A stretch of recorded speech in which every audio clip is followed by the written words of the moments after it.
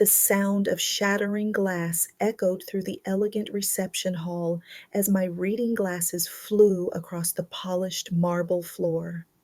The burning sensation on my left cheek told me what had just happened before my mind could fully process it. Juliet, my daughter-in-law, had just slapped me with such force that 150 wedding guests stood frozen in absolute shock. My hand instinctively went to my face as I felt the heat radiating from where her palm had connected. "Give me those keys right now, you selfish old woman," Juliet hissed through clenched teeth, her perfectly manicured hand extended toward me expectantly. "Your apartment belongs to us now. You've had your time. It's over." The venom in her voice cut deeper than the physical blow. This wasn't just anger, this was calculated cruelty, performed on what was supposed to be the happiest day of her life. I stood there trembling as wedding guests whispered frantically among themselves. Some pulled out their phones, recording this nightmare in real time. Others looked away, uncomfortable witnesses to what they clearly saw as a family matter they wanted no part of. My son Marcus stood beside his new bride, his face pale but his feet firmly planted. He wasn't rushing to my defense. He wasn't even looking at me. "Mom, just give her the keys," Marcus finally said, his voice barely above a whisper. "We've discussed this 100 times. You can't keep living in that big place all alone. It's dangerous at your age. Juliet and I need somewhere to start our lives together, and your apartment is perfect while we save for our own place."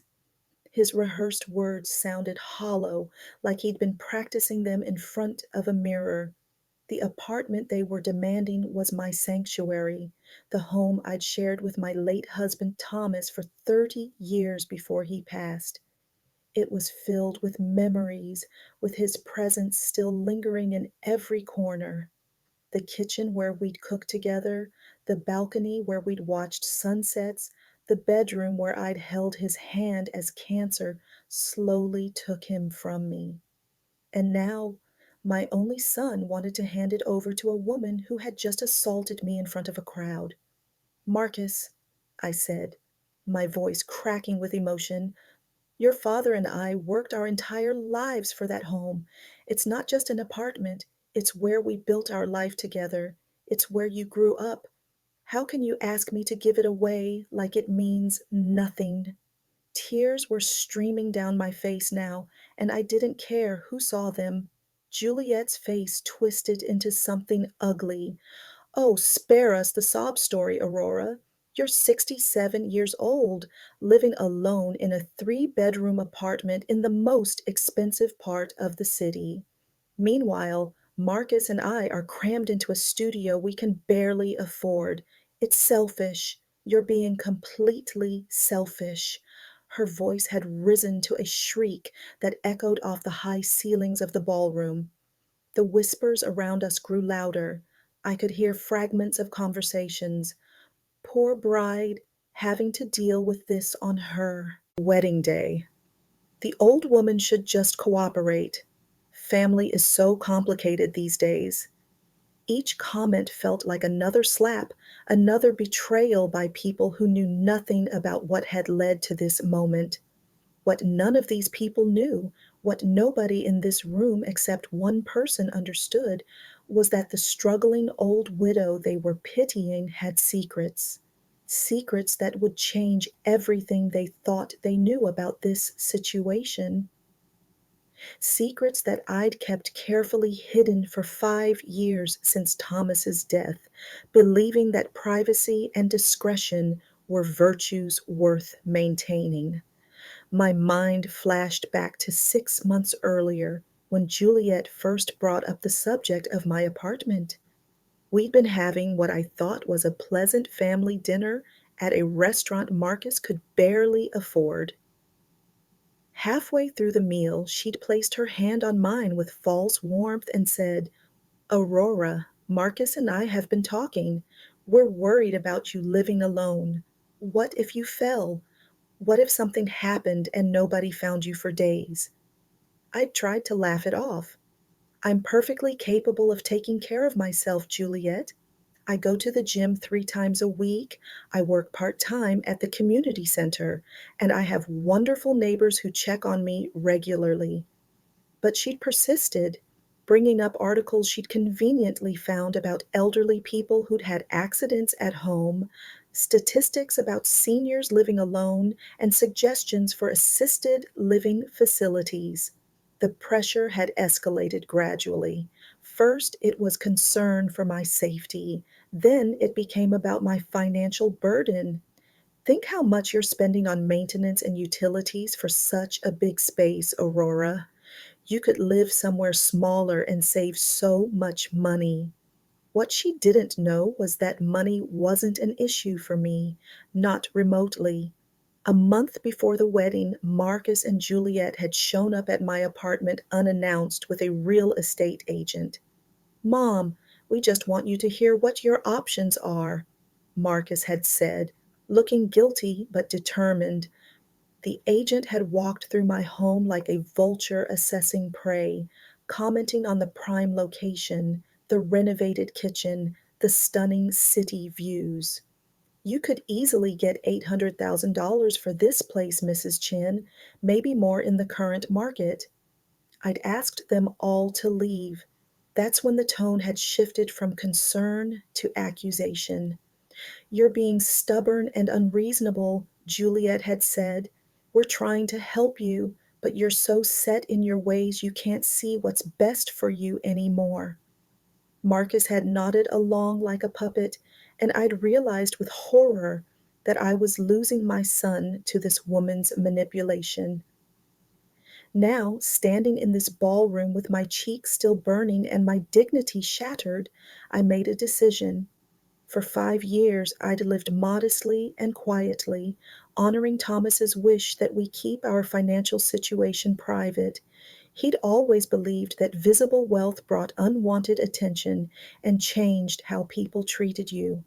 We'd lived well, but not extravagantly, saved aggressively, and invested wisely.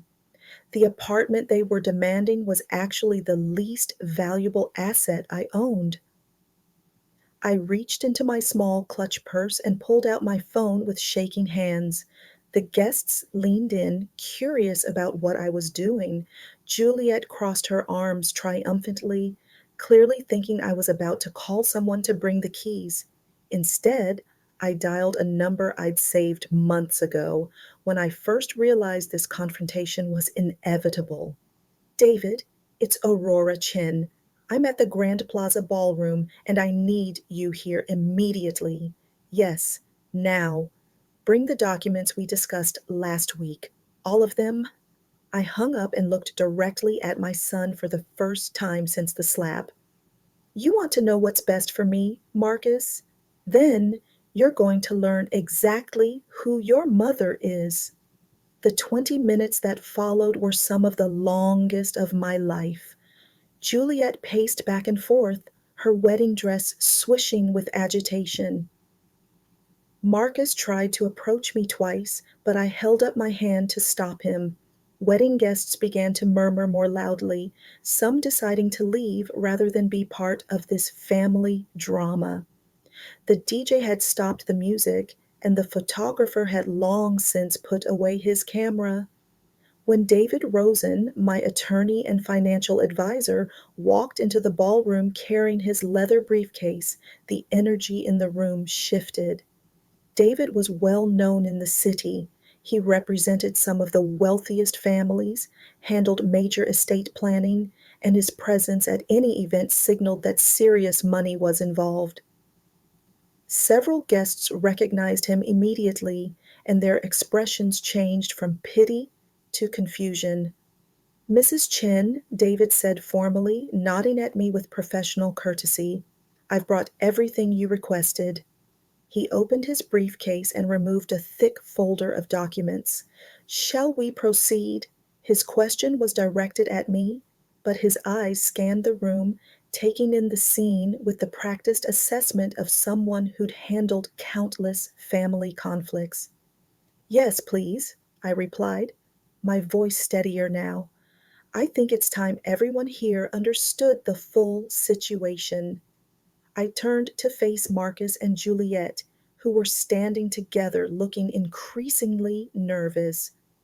"You wanted my apartment because you think I'm a poor old widow who doesn't need much space. You've spent months pressuring me, manipulating me, and tonight you assaulted me. All for keys to a home you believe you're entitled to." David cleared his throat and began reading from the first document. Mrs. Aurora Chin, age 67, current assets as of this month include primary residence valued at $850,000, investment property in the downtown district valued at $1.2 million, commercial property currently leased to multiple tenants generating $8,000 monthly income, stock portfolio valued at approximately $2.3 million, and various retirement accounts totaling $1.7 million. Total net worth approximately $6.4 million. The silence that followed was absolute. You could have heard a pin drop in that massive ballroom. Every single guest stood frozen, processing what they'd just heard. The poor old widow they'd been pitying was a multimillionaire. The woman Juliet had just slapped and called selfish was wealthier than anyone in that room, probably wealthier than everyone in that room combined. Marcus's face had gone from pale to completely white. His mouth opened and closed several times, but no sound came out. Juliet's perfectly made up face crumpled as the realization hit her. The old woman she'd been bullying, the mother in law she'd publicly humiliated, the person she'd demanded keys from, could buy and sell them 100 times over. "That's impossible," Juliet finally whispered. "You work at a community center. You drive a 10-year-old car. Your furniture is outdated.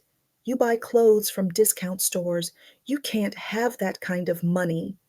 Her voice rose with each sentence, hysteria creeping in as her carefully constructed plans disintegrated before her eyes.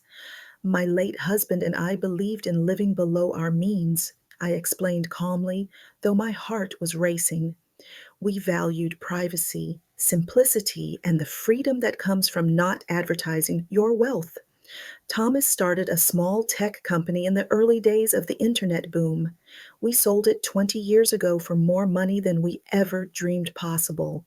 We invested wisely, lived modestly, and enjoyed our life together without the burden of maintaining appearances." David continued, flipping to another document. "Additionally, Mrs. Chen has been the anonymous benefactor behind several charitable organizations in this city, including the scholarship fund at the community center where she volunteers and the senior housing project that opened last year. Her contributions to these causes total over $400,000 in the past 5 years alone." The guests were no longer whispering. Several were openly staring at me with new respect, while others looked embarrassed for having judged the situation so quickly. Juliet's mother, who'd been sitting at the head table looking smug throughout the confrontation, now had her head in her hands. Marcus's best man, who'd been laughing earlier at my expense, was suddenly very interested in his shoes. "Mom," Marcus finally found his voice, "I don't understand. Why didn't you ever tell me? Why live like you were struggling when you had all this?" His confusion seemed genuine, which somehow made it worse. He'd known me his entire life and had never questioned whether I might have good reasons for my choices.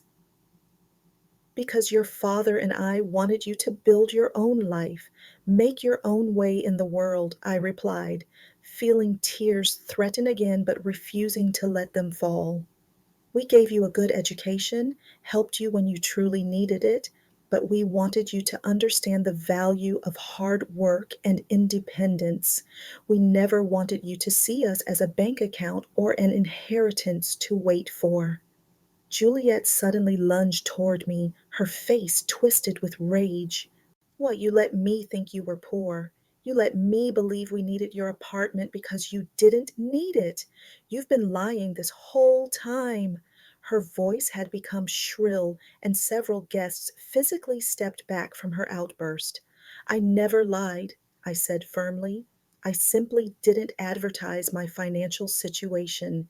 You made assumptions based on appearances, and those assumptions led you to treat me with disrespect, manipulation, and tonight, violence. You wanted my apartment not because you were concerned about my welfare, but because you saw an opportunity to take something you thought I couldn't protect." David pulled out another document.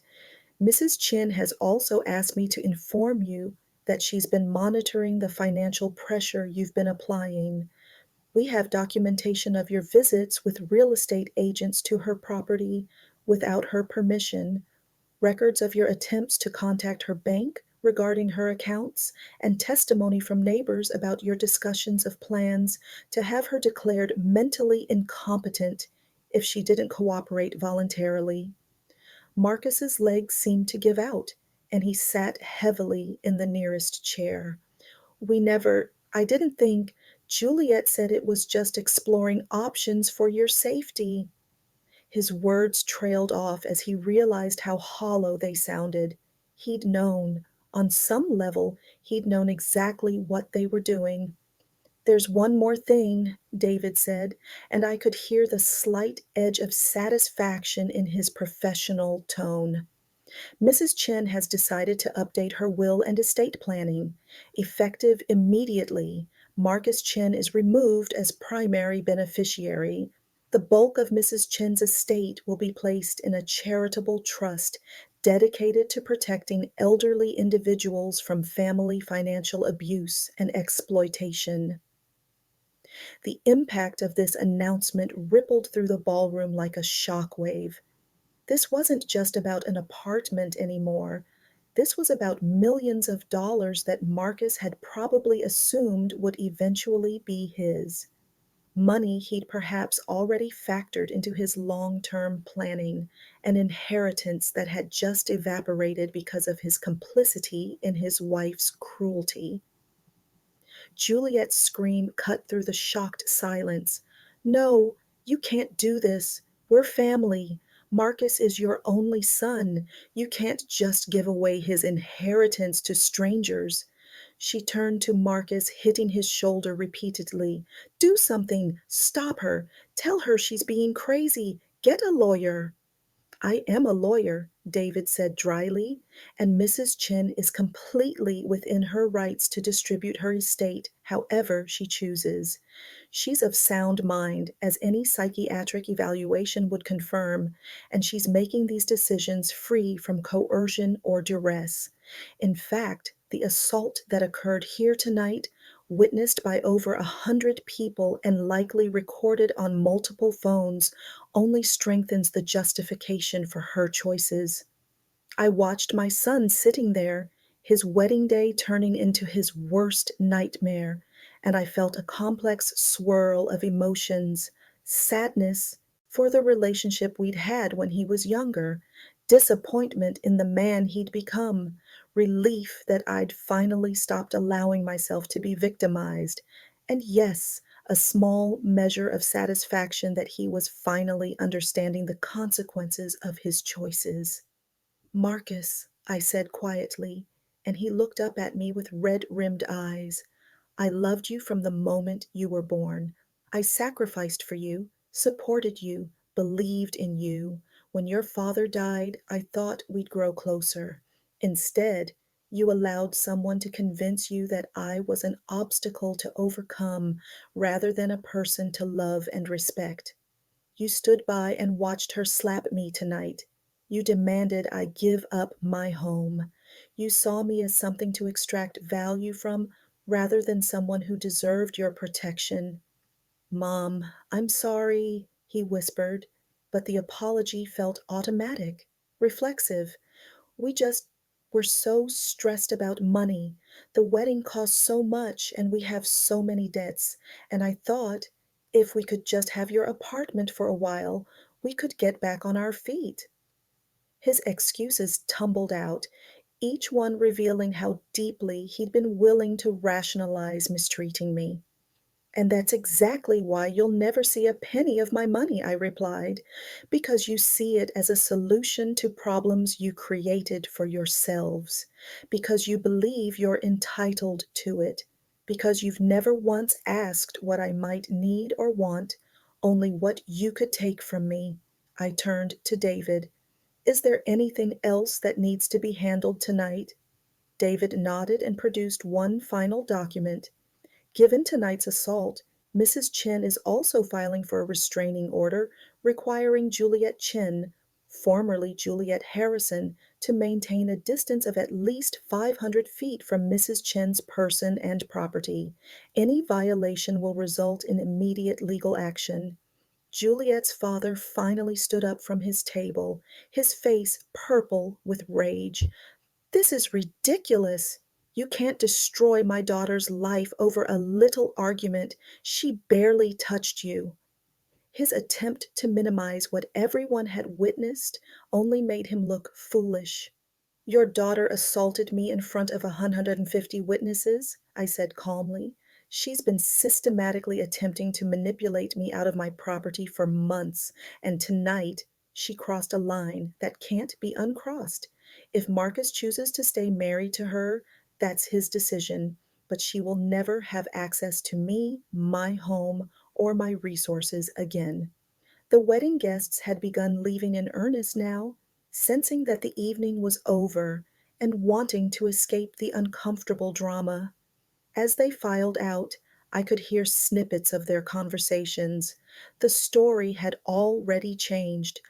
I was no longer the difficult old woman ruining her son's wedding. I was the wealthy widow who'd been targeted by her greedy daughter-in-law. By tomorrow, this would be the most talked about event in the city's social circles. Marcus stood up slowly, looking like he'd aged 10 years in the past hour. "Mom, please, there has to be a way to fix this. I know we handled things wrong, but we can make it right. Just give us a chance." His desperation was palpable, but I felt no urge to relieve it. Some lessons can only be learned through pain. "The way to fix this, Marcus, was to never break it in the first place," I said, echoing words my own mother had once told me. "You can't unring a bell, you can't unslap a face, and you can't undo months of emotional manipulation and financial coercion with a last-minute apology." I picked up my small purse and turned toward the exit where David was waiting. "What am I supposed to do now?" Marcus called after me, his voice breaking. "The wedding venue isn't paid for. We have debts we can't cover," I thought. "I thought you'd help us once we were married. I thought you'd see how much we needed support and you'd step in." His admission was devastating in its honesty. He'd planned for my money to solve his problems all along. "You're going to do what every other adult in the world does," I replied without turning around. "You're going to work. You're going to budget. You're going to make sacrifices. You're going to learn that actions have consequences and that family isn't a resource to be exploited." I paused at the ballroom entrance and looked back one final time. "And maybe if you ever become the man your father and I hoped you'd be, we can talk again. But that's entirely up to you."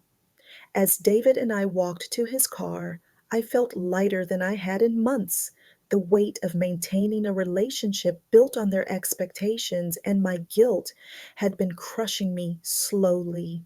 Now, with everything out in the open, with boundaries firmly established, I could finally breathe. "That was quite a performance, Aurora," David said as he opened the car door for me. "Though I have to say, you handled it with more grace than I would have." He'd been my attorney for 3 years, since shortly after Thomas died, and he'd seen me through the difficult process of managing a substantial estate alone. Thomas always said that dignity is something nobody can take from you unless you give it away, I replied, settling into the comfortable leather seat.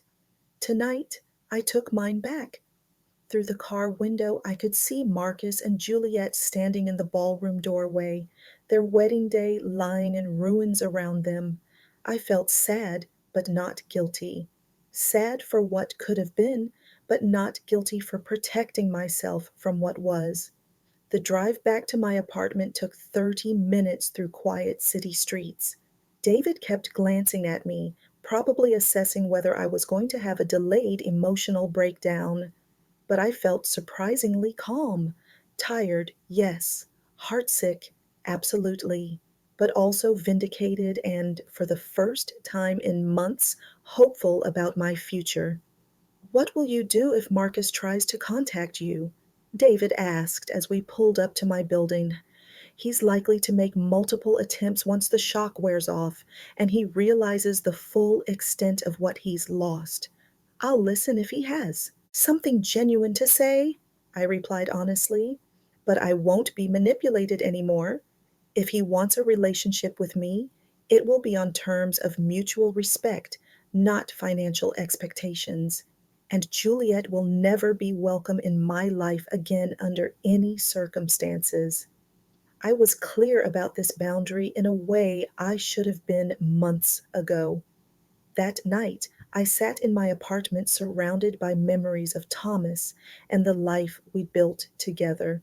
I thought about the morning he told me about his cancer diagnosis, how we'd held each other and cried, knowing our time was limited. "Promise me you'll protect yourself after I'm gone," he'd said. "Promise me you won't let people take advantage of your kindness." I'd made that promise 5 years ago, but I'd been failing to keep it until tonight. I'd let my love for Marcus blind me to his transformation from the caring son I'd raised into someone I barely recognized. I'd allowed guilt about having money while he struggled to make me question my right to set boundaries, but no more. 3 days after the wedding, my phone started ringing constantly. Marcus called 17 times the first day alone. His messages evolved from angry to pleading to desperate. "Mom, the venue is threatening to sue us." "Mom, we can't pay our rent." "Mom, Juliet's family won't help us because they're embarrassed." Each message revealed more about their financial catastrophe, but nothing about genuine remorse for how they treated me. Juliet left her own messages, her tone swinging wildly between rage and false sweetness. "You've ruined our lives over nothing, Aurora. I barely touched you." An hour later, "Please, I'm sorry for everything. We were just stressed about the wedding. You know how crazy wedding planning makes people." Her inability to take real responsibility was exactly why I'd made the right decision. The media coverage was unexpected, but perhaps inevitable. Someone at the wedding had recorded the confrontation and posted it online, where it quickly went viral. "Wealthy widow reveals fortune after daughter-in-law's wedding assault," read one headline. "Poor old lady shocks greedy family with millions," proclaimed another. My phone rang with interview requests from local news stations, talk shows, and even a production company interested in making a documentary. I declined them all except one. A local senior advocacy organization reached out, asking if I'd be willing to share my story to help other elderly people facing similar family financial abuse. That I agreed to, because if my painful experience could protect even one person from what I'd endured, it would have meaning beyond my personal situation. The interview took place in my apartment 2 weeks after the wedding. The journalist, Maria Santos, was a woman in her 50s who'd covered senior issues for years.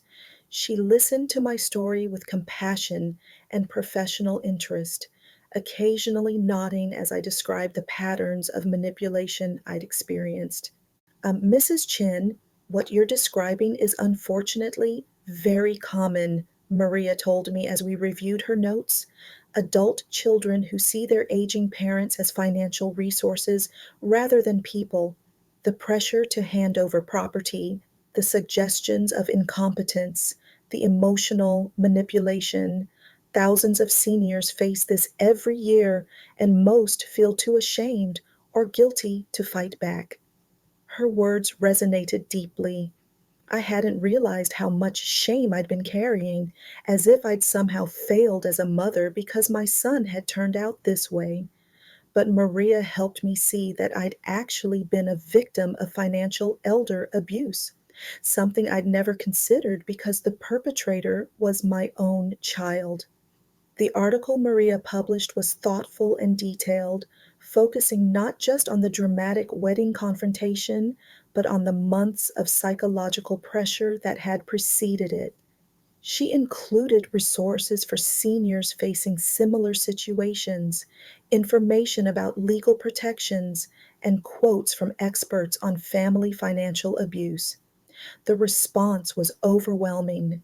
Within days, I received hundreds of letters and emails from people sharing their own stories. A 73-year-old man whose daughter had forged his signature to take out loans against his house. A 69-year-old woman whose twin sons had convinced her to sign over power of attorney and then emptied her accounts. A 71-year-old whose grandchildren had moved into his paid off home and refused to leave, treating him like an unwelcome guest in his own house. Each story broke my heart and strengthened my resolve that I'd done the right thing. These were people who'd been taught that family loyalty meant accepting abuse, that love required sacrifice of dignity and autonomy. They'd been conditioned to believe that setting boundaries with adult children was selfish or cruel. I began responding to the letters personally, sharing what I'd learned and connecting people with legal resources. David helped me set up a consultation service, using my own money to provide free legal advice to seniors facing family financial exploitation. It became a way to transform my painful experience into something constructive. Marcus's attempts to contact me continued, but changed in nature. The desperate financial pleas gave way to attempts at emotional manipulation. Dad would be so disappointed in how you're treating me. Your grandchildren will grow up never knowing their grandmother. Everyone thinks you're being vindictive and cruel. Each message revealed more about his character and less about genuine regret. 6 months after the wedding, I heard through mutual acquaintances that Marcus and Juliet had separated. The financial stress, combined with the public scandal and loss of expected inheritance, had destroyed their marriage. Juliet had moved back with her parents, while Marcus was living with a roommate and working two jobs to pay off wedding debts. I felt sad for him, but not responsible for his situation. He'd made his choices, and now he was living with the consequences. The most unexpected development came 8 months after the wedding. I received a letter, not an email or text, but an actual handwritten letter from Marcus. The envelope sat on my kitchen table for 2 days before I had the courage to open it. When I finally did, I found 5 pages of his handwriting, words crossed out and rewritten, the paper stained with what looked like tears. "Dear Mom," it began, "I don't expect you to forgive me. I don't deserve forgiveness, but I need you to know that I finally understand what I did to you, and I'm so sorry." The letter went on to describe his realization that he'd been manipulated by Juliet, but also that he'd allowed himself to be manipulated because it was easier than facing his own financial irresponsibility and entitlement. He wrote about starting therapy, about working through his assumptions that he deserved financial help simply because he was family. He described the shame of seeing himself through the eyes of wedding guests who'd watched him stand by while his wife assaulted his mother. He talked about losing friends who wanted nothing to do with someone who'd treat their parent that way. "I'm not writing to ask for money or to be put back in the will," the letter concluded. "I'm writing because you deserve to know that your son finally understands the values you and Dad tried to teach me. I failed you both, but I'm trying to become better. If you ever want to talk, I'll be ready. But I understand if that day never comes. I love you, Mom. I'm sorry I forgot how to show it. Marcus." I read the letter 3 times, looking for manipulation or hidden agendas, but it felt genuine in a way his previous communications hadn't. It didn't make excuses or minimize what had happened. It didn't ask for anything except acknowledgement. It was, perhaps, the first truly honest thing he'd communicated to me in years. I didn't respond immediately. Instead, I took the letter to my weekly coffee meeting with 3 other women I'd met through the senior advocacy work. We'd formed a support group of sorts, all women who'd faced family financial abuse and come out the other side. I valued their perspective because they understood the complexity of loving someone who'd hurt you. "He's either genuinely changed or he's learned to write a better apology," said Margaret, a 72-year-old whose son had stolen her retirement savings. "The question is, are you ready to find out which one it is?" Her own story had a bitter ending. Her son had never apologized, never acknowledged his theft, and she'd eventually had to prosecute him to recover her money. "What does your gut tell you?" asked Patricia, whose daughter had tried to have her declared incompetent to gain control of her estate. "Not your hope or your fear, but your actual instinct about whether this is real." Patricia had reconciled with her daughter after 2 years of therapy and boundary setting, so she understood that redemption was possible. My gut told me that Marcus had hit bottom and was starting the long climb back up. But my gut also told me that rebuilding trust would take years, not months. That forgiveness didn't mean forgetting or returning to how things were before. That I could acknowledge his growth without accepting him back into my life unconditionally. I waited another month before responding, wanting to be certain of my own feelings and boundaries. When I finally wrote back, my letter was shorter than his, but equally honest. "Marcus, I received your letter and I appreciate the honesty in it. I'm willing to consider rebuilding our relationship, but it will be a slow process with clear boundaries. I suggest we start with monthly coffee meetings in a public place with no discussion of money or inheritance. If you're willing to accept these terms, contact David to schedule our first meeting. Mom." His response came within hours of David delivering my letter. "Yes, absolutely yes. Thank you for giving me this chance. I won't waste it." And to his credit, he didn't. Our first coffee meeting was awkward and emotional, but he didn't ask for money or make excuses. He talked about his therapy, his work, his plans to rebuild his life through his own efforts. Over the following year, we met monthly, gradually rebuilding trust. He told me about his divorce from Juliet, which had been bitter and expensive.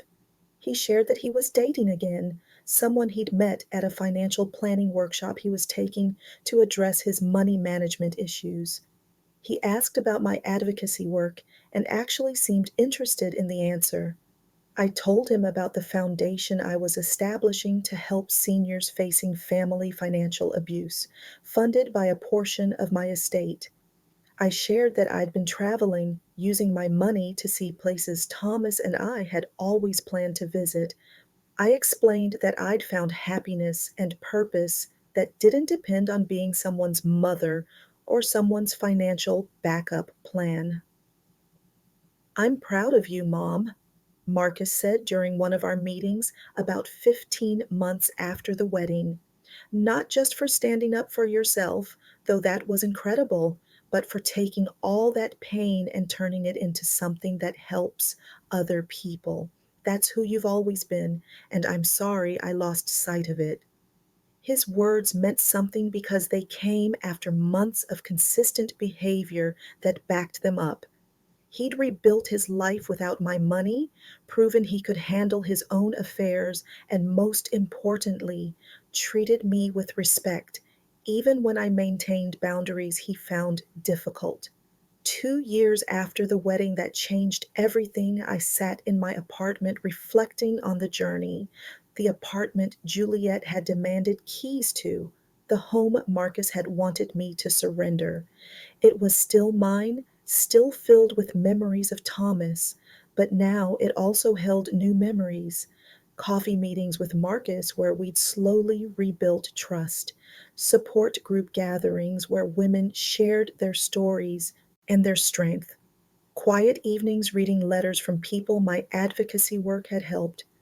I'd learned that sometimes love requires us to be willing to lose relationships rather than lose ourselves, that protecting your dignity isn't selfishness, but self respect, that money can reveal people's true character in ways both devastating and illuminating, and that it's never too late to stand up for yourself, to set boundaries, to demand the respect you deserve.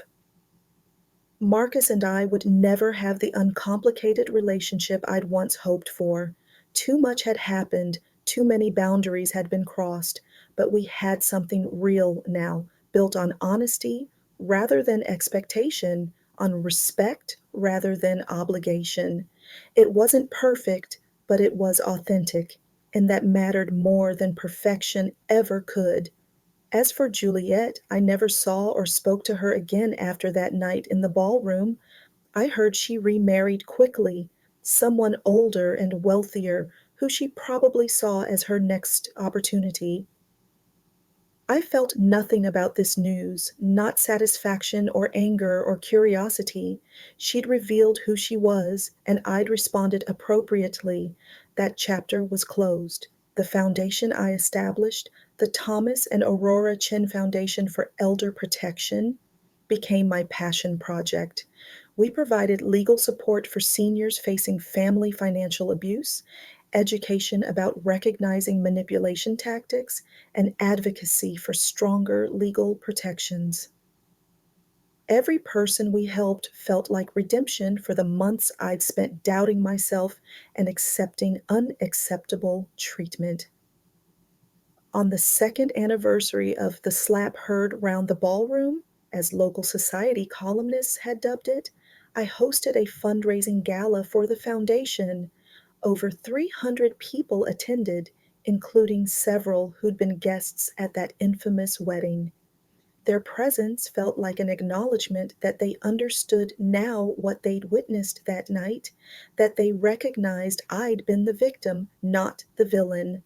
Marcus attended the gala with his new girlfriend, Elena, a teacher who treated him as an equal partner rather than a meal ticket. She was warm and genuine, asking me about my work with sincere interest. Marcus has told me what happened, she said quietly during a private moment. I want you to know that the man I know now would never let someone treat his mother that way. He's done real work to change. I believed her because I'd seen the change myself over 2 years of slow rebuilding. It wasn't the relationship I'd had with him before Juliet, but perhaps it was more honest. We both knew now that family love wasn't unconditional acceptance of bad behavior, but rather the difficult work of maintaining respect and boundaries, even when it hurt. As I stood in the gala venue, surrounded by people whose lives had been touched by my story, I thought about the woman I'd been 2 years earlier, the one who doubted herself, who'd accepted disrespect because she feared losing her son, who'd hidden her true self to avoid others' judgment. That woman was gone, replaced by someone stronger and more authentic. The slap had been the catalyst, but the transformation had been my choice.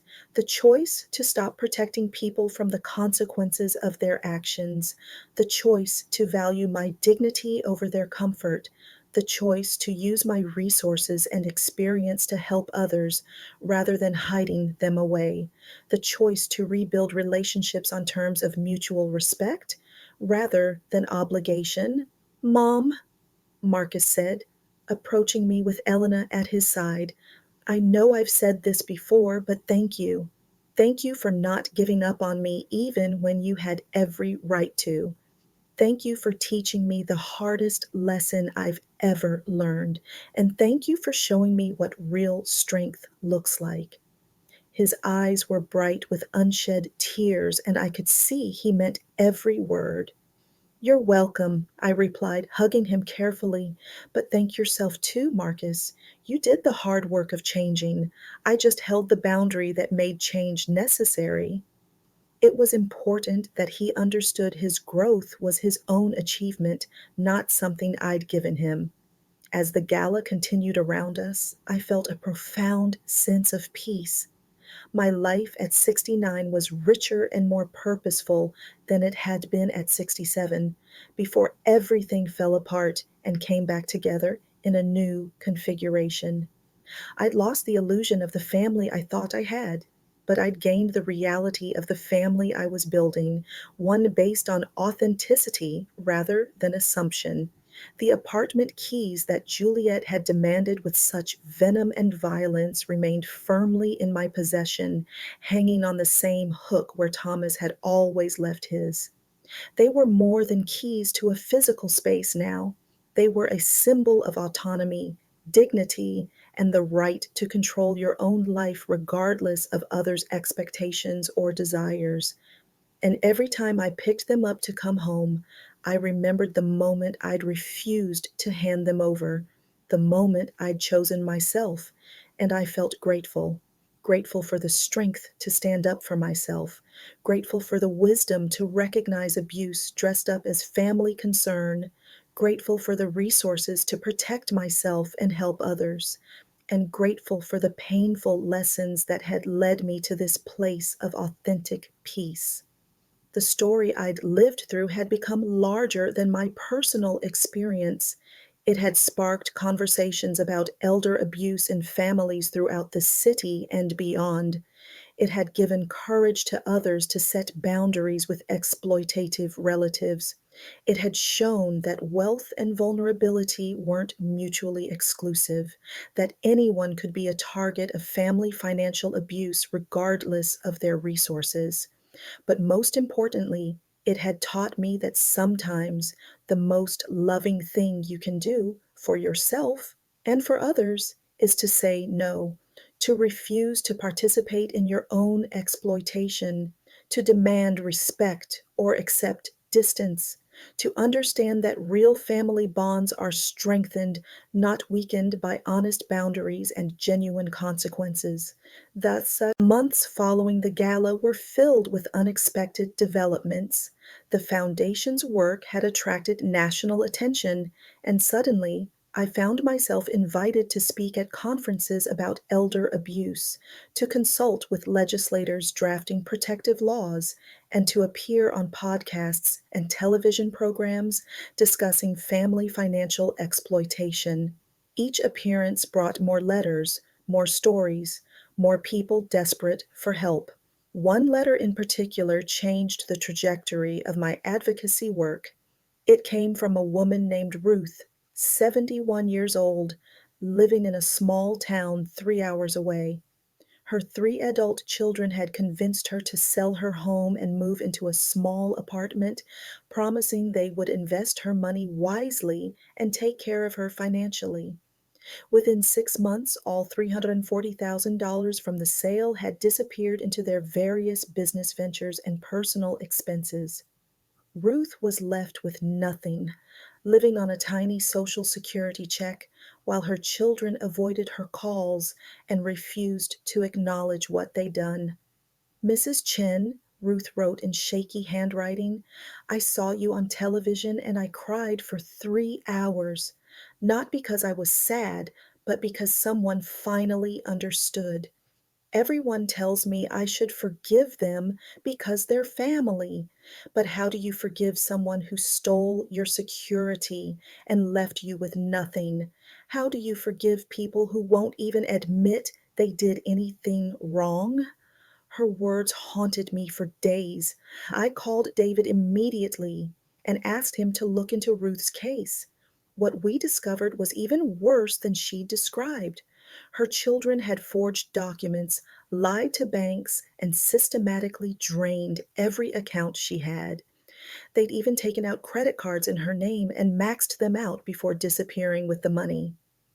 This is criminal fraud, David said after reviewing the evidence. We need to involve law enforcement immediately. But Ruth was terrified of prosecuting her own children, even after everything they'd done. The psychological grip they had on her was profound, and breaking through it required weeks of patient counseling and support. I decided to visit Ruth in person, making the 3-hour drive with David and one of our foundation's social workers, Patricia. When we arrived at her tiny apartment, I was shocked by what I saw. The woman who greeted us was painfully thin, wearing clothes that hung off her frame. Her apartment was nearly bare, with minimal furniture and an empty refrigerator. She'd been rationing food, trying to stretch her meager Social Security check to cover rent and utilities. I haven't told anyone how bad it's gotten, Ruth admitted as we sat in her sparse living room. I'm so ashamed. How could I let my own children do this to me? What kind of mother raises kids who would steal from their own parent? Her words echoed the shame I'd felt during my own ordeal, the self blame that victims of family abuse so often internalize. Ruth, I said, taking her frail hands in mine, you didn't let them do anything. They made a conscious choice to betray your trust and exploit your love. That's on them, not on you. Being a good mother doesn't mean accepting abuse. It means teaching your children that actions have consequences, even if you have to teach that lesson the hard way. Over the following months, we helped Ruth prosecute her children. Two were eventually convicted of elder fraud and sentenced to prison time. The third agreed to a plea deal that required full restitution. Ruth recovered about 60% of what she'd lost, enough to buy a small condo and restore some financial security. But the emotional scars ran deeper than any financial loss. I'll never trust again, Ruth told me during one of our regular phone calls a year after we first met. Not just my children, but anyone. How do you move forward when the people you loved most in the world proved they valued money more than they valued you? It was a question I'd asked myself countless times, and my answer had evolved through my own healing process. You don't move forward by trusting blindly like you did before, I explained. You move forward by trusting wisely. You build new relationships slowly with clear boundaries and consistent behavior. You learn to recognize red flags early, and you accept that some relationships, even with family, are too damaged to repair. That acceptance isn't giving up on love, it's choosing to love yourself enough to protect yourself. Ruth's case became the catalyst for expanding the foundation's services. We established a legal fund to help seniors prosecute family members for fraud and exploitation. We created an emergency assistance program for elderly victims left destitute by their children's theft. We developed educational materials to help seniors recognize manipulation tactics before they lost everything. The work was exhausting but deeply fulfilling. Every person we helped felt like a small redemption for the months I'd spent doubting myself and accepting mistreatment from Marcus and Juliet.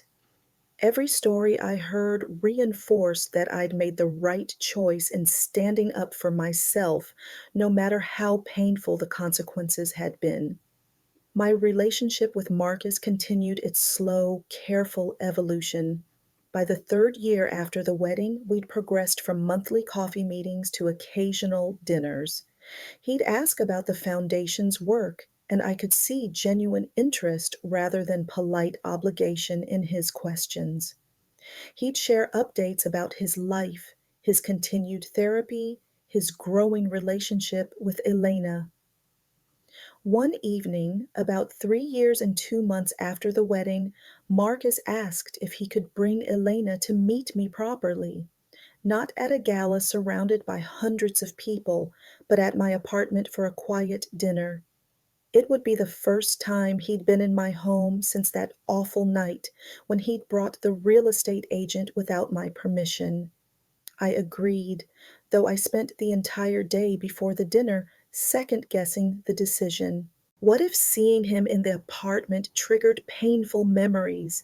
What if he looked around and still saw only dollar signs instead of the home where he'd grown up? What if his presence violated the sanctuary I'd worked so hard to reclaim? When they arrived, Marcus stood in the doorway for a long moment, his eyes scanning the familiar space with an expression I couldn't quite read. "Mom," he said quietly, "I can't believe I ever thought you should give this up. This is your home. It's filled with Dad, with memories, with your whole life. I was so blind to what really mattered." His words, simple and honest, touched something deep inside me. This wasn't the rehearsed apology of our early meetings or the desperate pleading of the wedding night. This was genuine understanding earned through years of reflection and growth. Elena proved to be everything Marcus had described and more. She was warm without being intrusive, interested without being nosy, respectful of the complicated history without being awkward about it.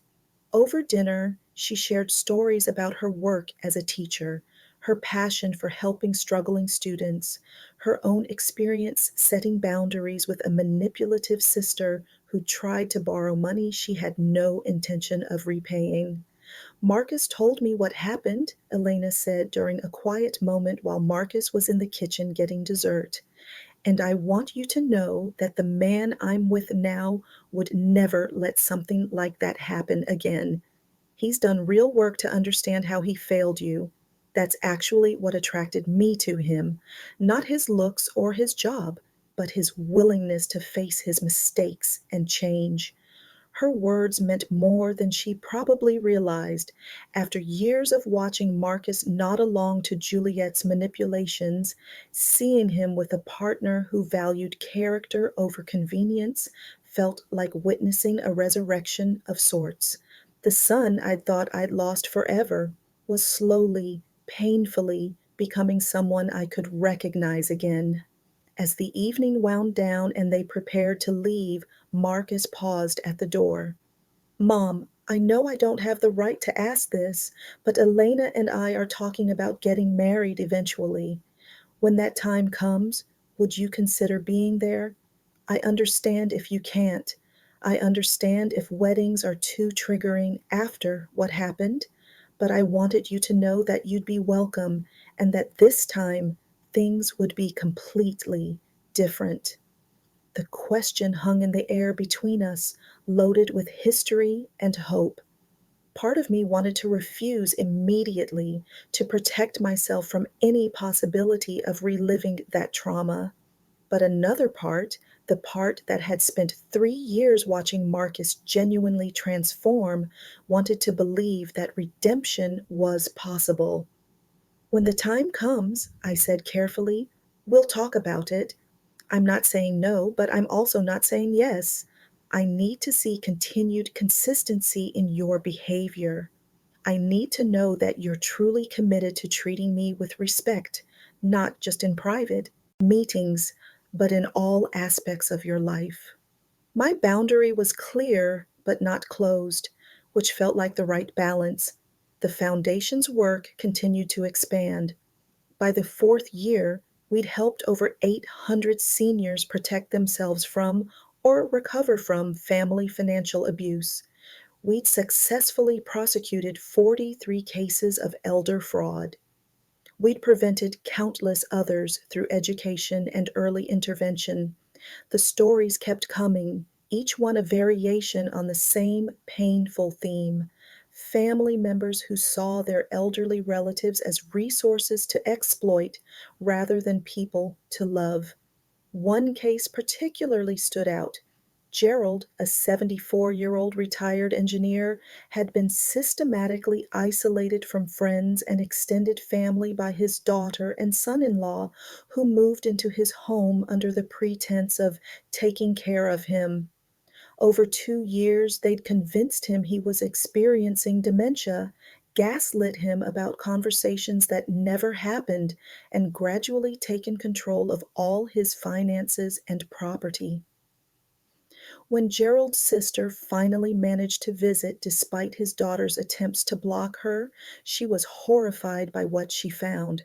Gerald was confused, malnourished, and had been given unnecessary medications that made him drowsy and compliant. His daughter had been forging his signature on documents transferring assets to herself. She'd even started proceedings to have him declared incompetent so she could gain full legal control. We intervened with the full force of the Foundation's resources. David brought in elder law specialists. We arranged for comprehensive medical evaluations that proved Gerald had no dementia, and we helped his sister obtain emergency guardianship to remove him from the abusive situation.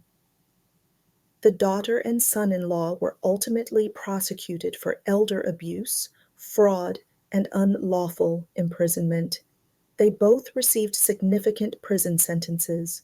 Gerald's recovery was slow and painful. I keep trying to understand how my own daughter could do this to me, he told me during one of his visits to the Foundation offices. I changed her diapers. I paid for her education. I walked her down the aisle at her wedding, and she was willing to drug me and steal everything I had. How does a person become that kind of monster? His question had no good answer, but it reflected a truth I'd come to understand through my own experience and through hearing hundreds of similar stories. People became capable of elder abuse through a gradual process of dehumanization. They stopped seeing their elderly parent or relative as a full person with rights and dignity. They convinced themselves that what they were doing was justified, that they were owed something, that their needs outweighed their victims' autonomy. The hard truth, I told Gerald, is that some people, even people we raised and loved, make choices that put them beyond redemption. Your job now isn't to understand how she became that person. Your job is to rebuild your life, surround yourself with people who see your worth, and use your experience to help others avoid the same fate. Gerald eventually became one of our foundation's most active volunteers, speaking at senior centers about the warning signs of isolation and financial abuse. His story, like mine and like Ruth's and like so many others, became part of a growing movement to acknowledge and address elder abuse as a serious social problem. The media attention continued sporadically. Every few months, a journalist would reach out wanting to do a Where Are They Now story about the wedding incident. Most I declined, but occasionally I'd agree if I thought the platform could help spread awareness about elder abuse. Each interview was a chance to emphasize that my story wasn't unique, that thousands of elderly people faced similar exploitation every day. During one television interview, about 4.5 years after the wedding, the host asked me a question I'd been avoiding thinking about too deeply. Mrs. Chin, do you have any regrets about how you handled the situation? Is there anything you wish you'd done differently? I thought carefully before answering. I regret that it took a public assault for me to finally stand up for myself. I regret the months I spent accepting mistreatment because I was afraid of losing my son. I regret not recognizing the warning signs of Juliet's manipulation earlier and setting boundaries before things escalated to that point. But do I regret exposing the truth that night? Do I regret removing financial support from people who were abusing me? Do I regret protecting myself? No, I'll never regret choosing my own dignity and well being. The host nodded thoughtfully. And what about Marcus? Do you regret the impact your actions had on his life, his marriage, his financial situation? The question was designed to provoke, to suggest that I bore responsibility for Marcus's suffering. Marcus's struggles are the natural consequences of his choices, I replied firmly. He chose to participate in a scheme to manipulate me out of my home. He chose to stand silent while his wife assaulted me. He chose to prioritize his financial desires over his relationship with his mother. The consequences he faced weren't punishment I inflicted. They were reality asserting itself after years of being subsidized by my secret financial support. Learning to stand on his own 2 feet, however painful, has actually made him a better person. After the interview aired, I received hundreds of messages. Some accused me of being heartless and vindictive, but many more thanked me for articulating something they'd felt but couldn't express, that protecting yourself from abusive family members isn't cruelty, it's survival, that allowing someone to face consequences isn't punishment, it's love expressed through boundaries rather than enabling. One letter came from a woman whose message was so brief, yet so powerful it brought me to tears. Dear Mrs. Chin, I'm 63 years old, and for the past 5 years, my son has been draining my retirement accounts to fund his gambling addiction. I've given him over $80,000, always believing his promises that he'd pay me back and get help. After watching your interview, I called my bank today and froze his access to my accounts. He's furious with me, but for the first time in years, I'm not afraid. Thank you for showing me that I matter too. Sharon. These messages reminded me why sharing my painful story publicly had been worthwhile. Every person who found courage through my example, every senior who recognized manipulation tactics before it was too late, every family member who stepped in to protect a vulnerable relative made the ongoing discomfort of public exposure meaningful. 5 years after the wedding, Marcus and Elena did get engaged. True to his word from years earlier, Marcus asked if I would attend the wedding, but this time the conversation was completely different. He didn't demand or expect. He invited with genuine humility and acceptance that I might decline. Mom, I understand if you can't be there, Marcus said during one of our now regular dinners. Wedding venues probably trigger awful memories for you, but I want you to know that Elena and I are doing everything differently this time. Small ceremony, just close friends and family who genuinely care about us. No extravagance we can't afford. No pretense or performance, just honest celebration of our commitment. I considered his invitation for 2 weeks before responding. During that time, I talked with my therapist, with Patricia from the foundation, with David, and with the women in my support group. The consensus was that attending would be a powerful statement of healing and growth for both Marcus and me, but only if I felt genuinely comfortable with the decision. I'll come, I finally told Marcus during our next meeting, but I need you to understand my boundaries. I'll attend the ceremony and a brief reception. I won't be involved in planning or financing, and if at any point I feel uncomfortable or triggered, I'll leave without explanation or apology. My terms were clear and non-negotiable. Marcus's eyes filled with tears. Thank you, Mom. You don't know what this means to me, to us.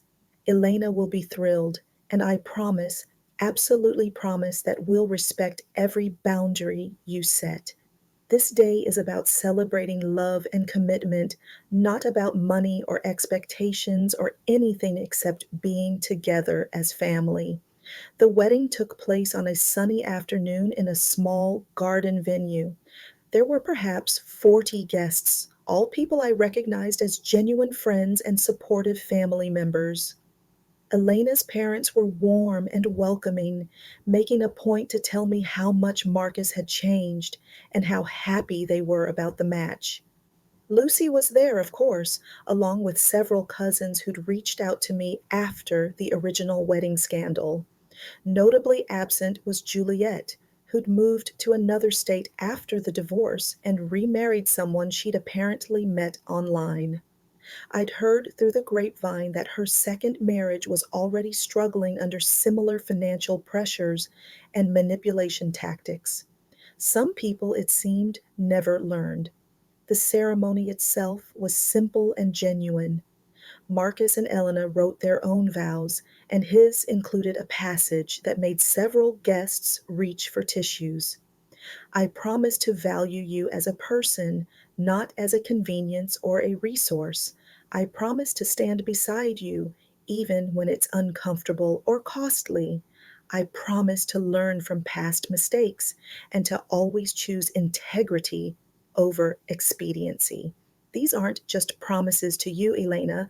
They're promises I've learned I need to make to everyone I love. His words were clearly influenced by the work he'd done in therapy and by the painful lessons of our broken and rebuilt relationship. They showed growth and self awareness that the old Marcus, the one who'd stood silent during my humiliation, had never possessed.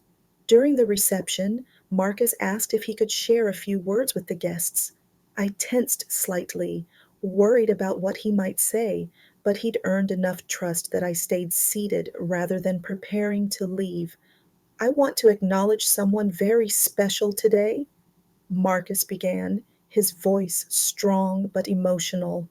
My mother, Aurora Chen, is here, and her presence means more to me than I can adequately express.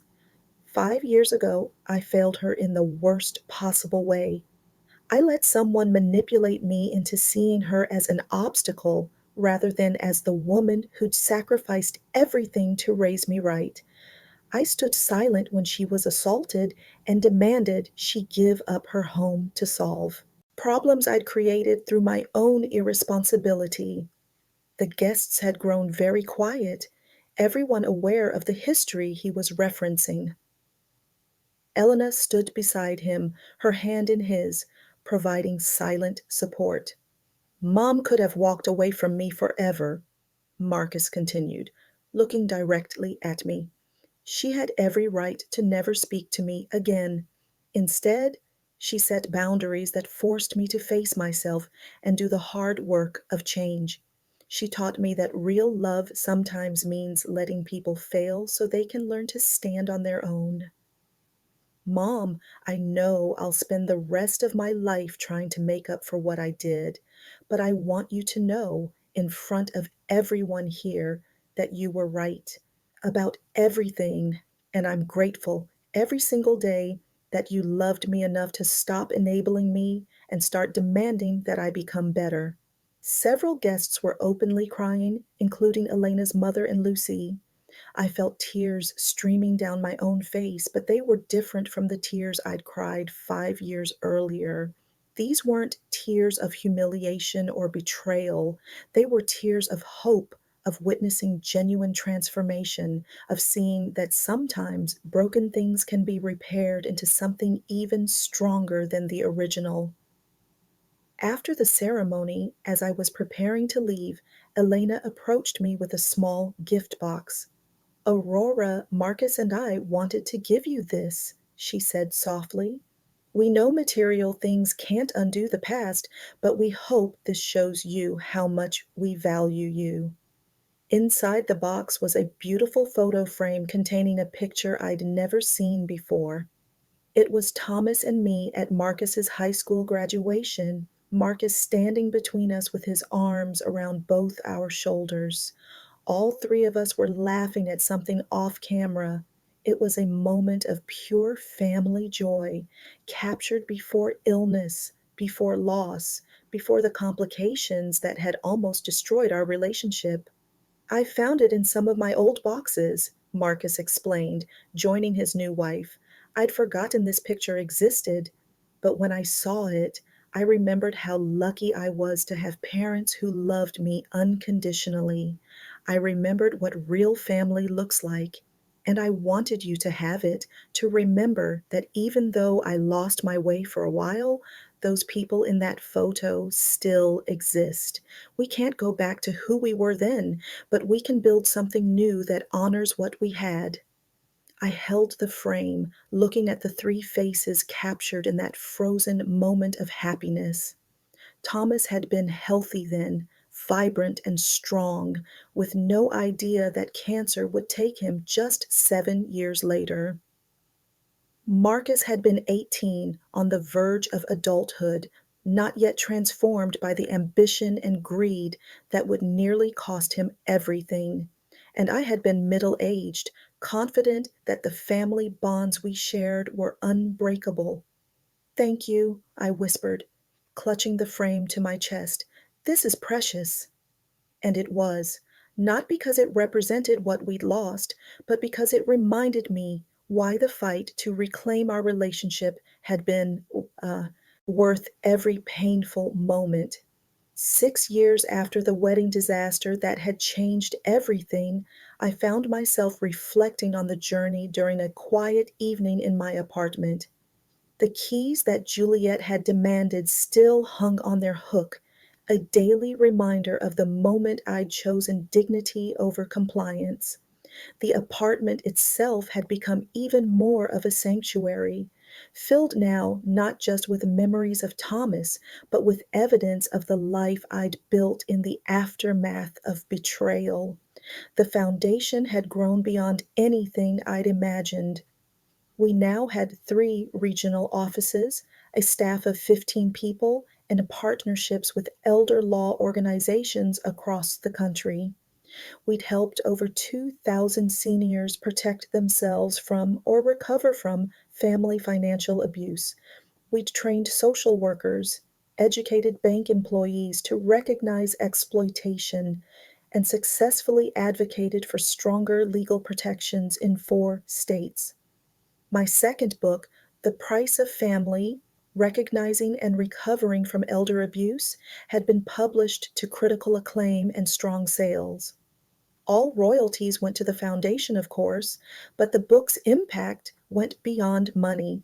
It had become required reading in several social work programs and was being used by elder advocacy groups to train professionals and educate families.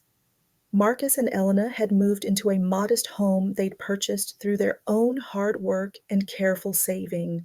No family money, no shortcuts, no expecting others to solve their problems. They'd done it themselves, and the pride on Marcus's face when he'd shown me their little house was worth more than any apology could have been. They'd recently told me they were expecting a baby, which meant I'd be a grandmother by the end of the year. The news had brought up complicated emotions: joy at the thought of a grandchild, sadness that Thomas wouldn't be there to meet his grandchild, anxiety about what role I'd play in this new life, given our complicated history. "Mom," Marcus had said when he shared the news, "Elena and I want you to be as involved as you're comfortable being. We're not asking you to be a built-in babysitter or financial support. We're just hoping you'll want to know your grandchild, to be part of their life the way Dad was part of mine growing up." His request was simple but profound. He wasn't asking for resources or convenience. He was asking for relationship, for connection, for the chance to let me experience the joy of grandparenthood without the burden of exploitation. It was everything the old request for my apartment keys had not been. "I'd love that," I'd replied, already imagining holding a tiny baby, telling them stories about their grandfather, passing on the values that Thomas and I had tried so hard to instill in Marcus. "I'd love that very much." The community I'd built through the foundation and advocacy work had become a second family. Patricia, David, Lucy, the women in my support group, the seniors I'd helped who'd become volunteers themselves, these were people who'd chosen to be in my life and whom I'd chosen in return. They proved that family could be created through shared values and mutual respect, not just inherited through blood. Joseph had passed away the previous year at age 79, peacefully in his sleep.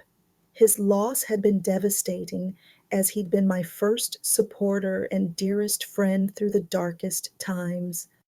But before he died, he'd made me promise to keep fighting for seniors who couldn't fight for themselves. "Aurora," he'd said during his final days, "you've turned your worst experience into your greatest purpose. That's the most beautiful kind of redemption."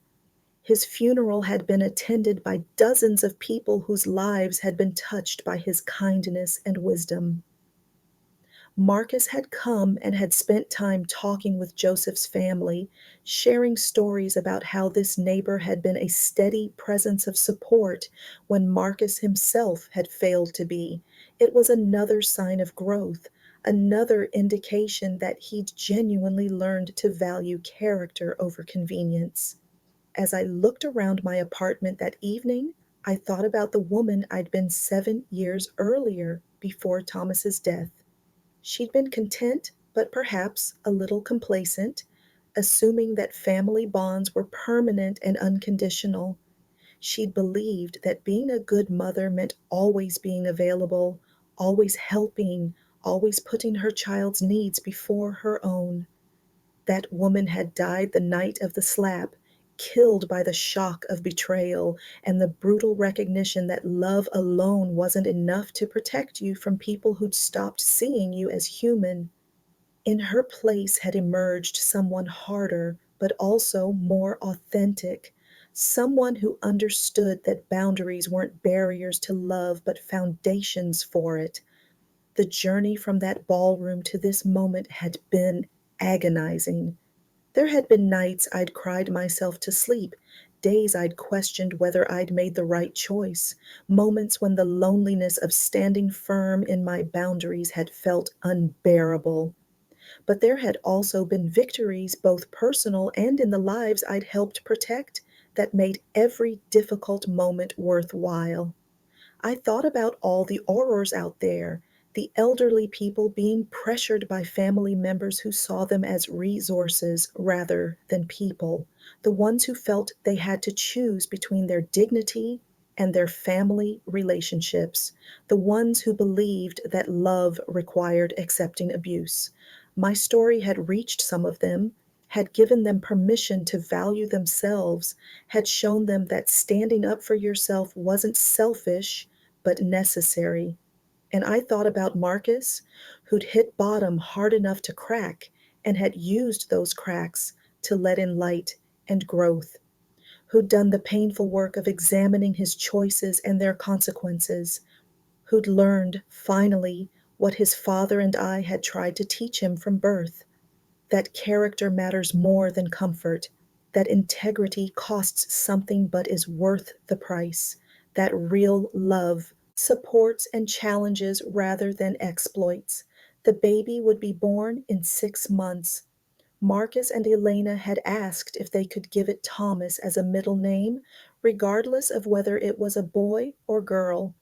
We want them to know about the man who taught us, even if I had to learn the lessons the hard way, what it means to live with dignity and values, Marcus had explained. I'd agreed with tears in my eyes, honored that my late husband's legacy would continue in this unexpected way. 7 years after the moment that shattered my world, I could finally say with complete honesty that I was grateful for everything that had happened, not because I'd enjoyed the pain or the betrayal or the public humiliation, but because the fire that had destroyed my illusions had also forged me into someone stronger, someone more authentic, someone capable of helping others avoid or escape the same nightmare I'd endured. The keys still hung on their hook, a physical manifestation of the boundary I'd set and maintained. Every time I used them to come home, I remembered the moment I'd refused to hand them over, the moment I'd chosen myself. That choice had cost me dearly in the short term, but had given me back something far more valuable: my self respect, my autonomy, my right to live life on my own terms. And as I prepared for bed that night, 7 years after the wedding that had changed everything, I felt a deep sense of peace. Not the peace of a life without conflict or pain, but the peace of a life lived authentically, with clear boundaries and honest relationships. The peace of knowing that I'd survived the worst and had used it to create something meaningful.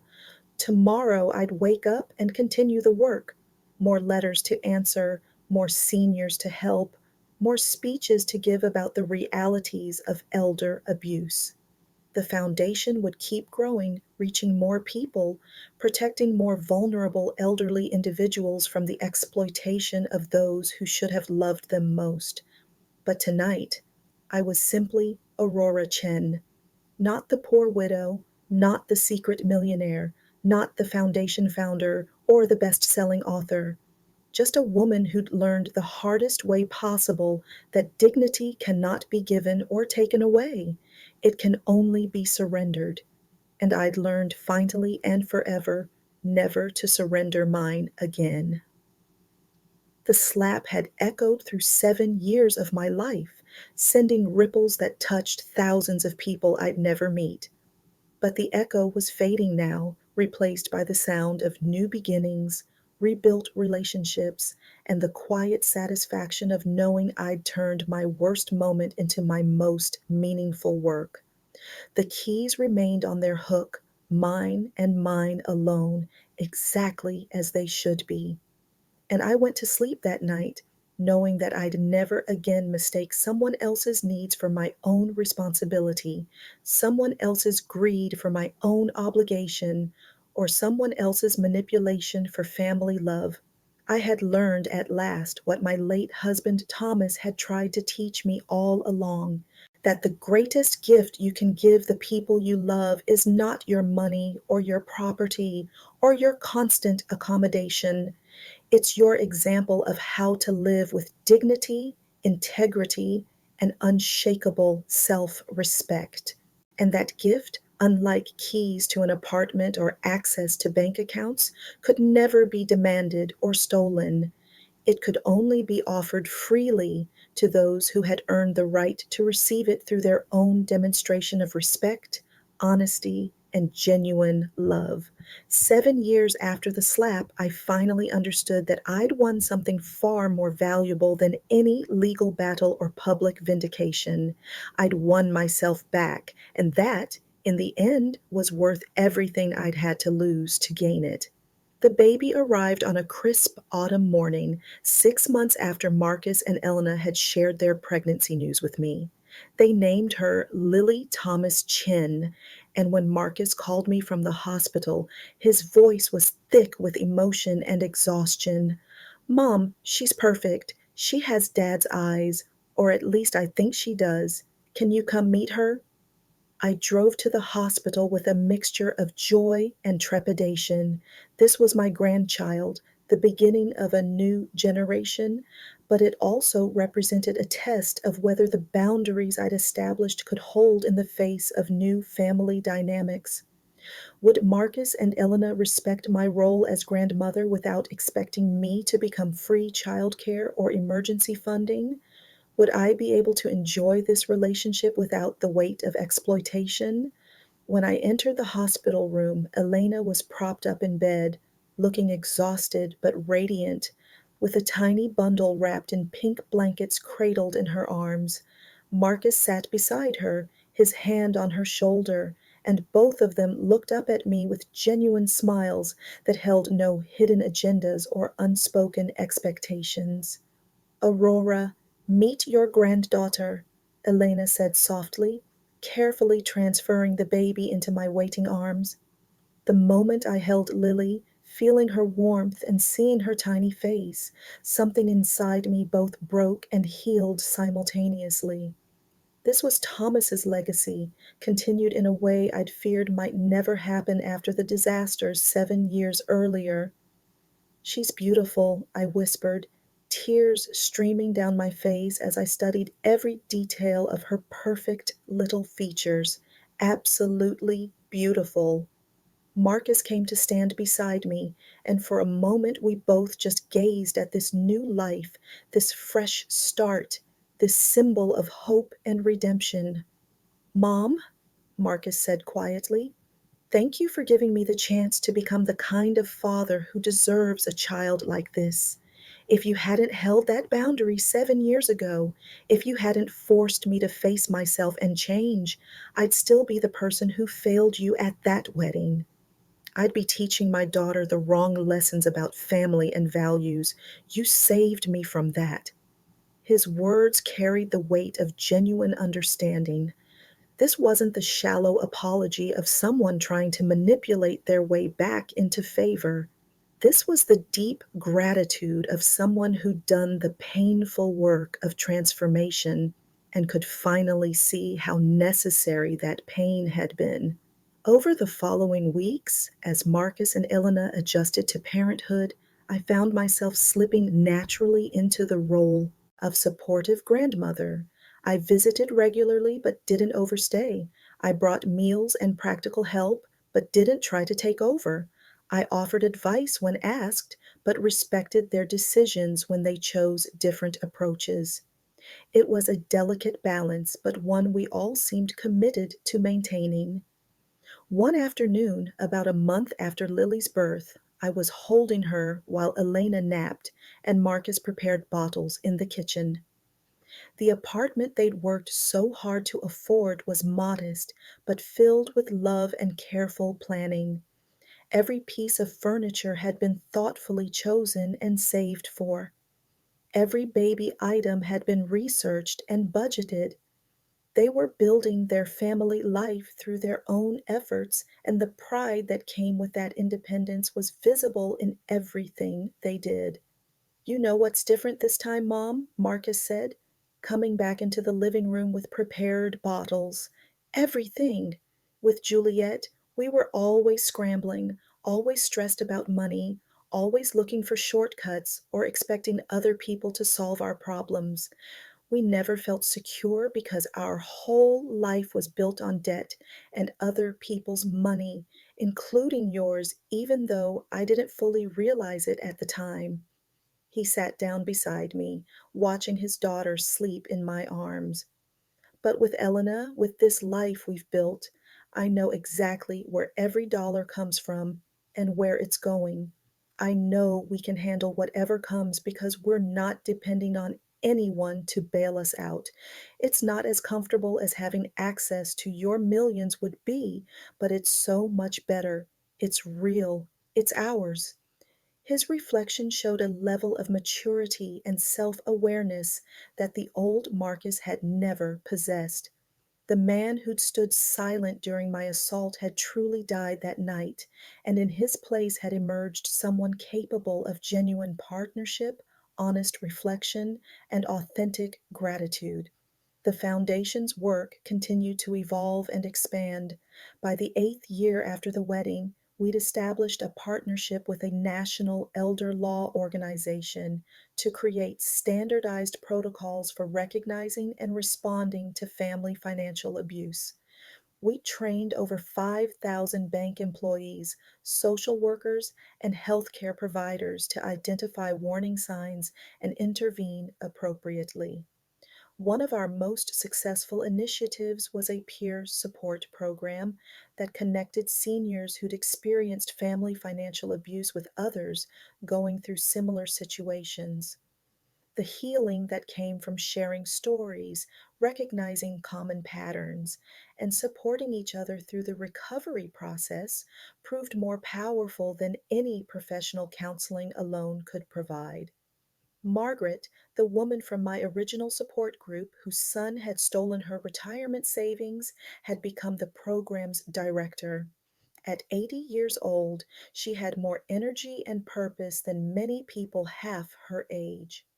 Aurora, she told me during one of our planning meetings, when my son betrayed me 8 years ago, I thought my life was over. I thought I'd die alone and bitter, never trusting anyone again.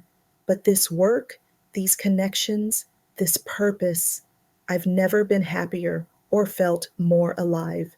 Her transformation, like mine and like so many others, proved that the end of a toxic relationship, even with a child, wasn't the tragedy it appeared to be. It was often the beginning of discovering who you really were when you weren't busy accommodating abuse or managing other people's emotions at the expense of your own well being. Ruth, the woman whose three children had stolen $340,000 from the sale of her home, had also become a powerful advocate. She traveled to senior centers across the region, sharing her story and teaching others how to recognize the signs of financial exploitation before it was too late. Her honesty about the shame and self blame she'd experienced resonated deeply with audiences who'd been taught to accept mistreatment in the name of family loyalty. The hardest part wasn't losing the money. Ruth often said during her presentations, it was accepting that my children were capable of doing what they did, that the babies I'd nursed and the kids I'd raised and the adults I'd tried to help could look me in the eye and steal my security without remorse. But here's what I learned: their choices revealed who they were, not who I was. I didn't fail as a mother, they failed as human beings, and once I accepted that, I could finally start healing. The stories kept coming year after year. A 68-year-old man whose son had used his dementia diagnosis as an excuse to drain his accounts, even though the dementia was mild and the man was perfectly capable of managing his finances with minor support. A 75-year-old woman whose daughter had convinced her to deed over her house, then evicted her, and sold the property without sharing any proceeds. An 80-year-old whose entire extended family had pressured him to liquidate his assets and distribute them before death to avoid taxes, leaving him with nothing for his final years. Each story was unique in its details, but painfully familiar in its patterns.